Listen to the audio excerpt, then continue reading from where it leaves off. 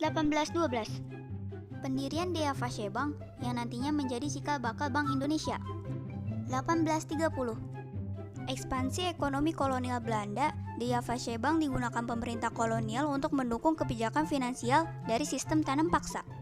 Tuan, saya rasa ini opini bagus Jawa, sekarang tanam palawija. 1870.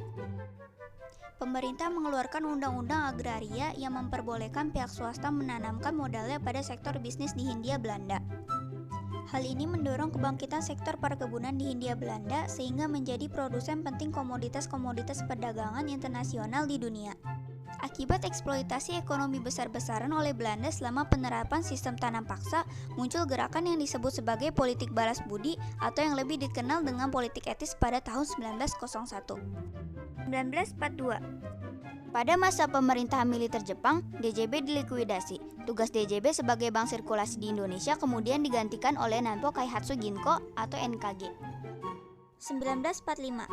Pasca proklamasi kemerdekaan Indonesia, Belanda berusaha menguasai kembali Indonesia melalui Netherlands Indies Civil Administration atau NICA.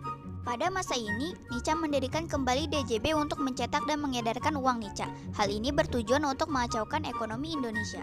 Sebagai upaya menegakkan kedaulatan ekonomi, BNI menerbitkan uang dengan nama Uang Republik Indonesia atau ORI. Keberadaan BNI milik RI dan DJB milik NICA membuat terjadinya dualisme bank sirkulasi di Indonesia dan munculnya peperangan mata uang. Pada masa ini, uang DJB yang dikenal dengan sebutan uang merah dan ORI dikenal sebagai uang putih. 1949. Ketika masa peralihan kembali menjadi NKRI, DJB tetap menjadi bank sirkulasi dengan kepemilikan saham oleh Belanda. Pada tahun 1953, Bank Indonesia berdiri. Presiden Soekarno menyerukan penyatuan seluruh bank-bank negara menjadi bank tunggal bernama Bank Nasional Indonesia atau BNI. 1968, Bank Indonesia menjadi agen pembangunan dan pemegang kas negara. Jangan lupa bayar pajak ya. Tahun 1988, BI mengeluarkan paket kebijakan deregulasi perbankan dengan nama Paket Kebijaksanaan 27 Oktober 1988 atau yang lebih dikenal sebagai Pakto 88 atau Pakto 27. 1997, krisis moneter Asia.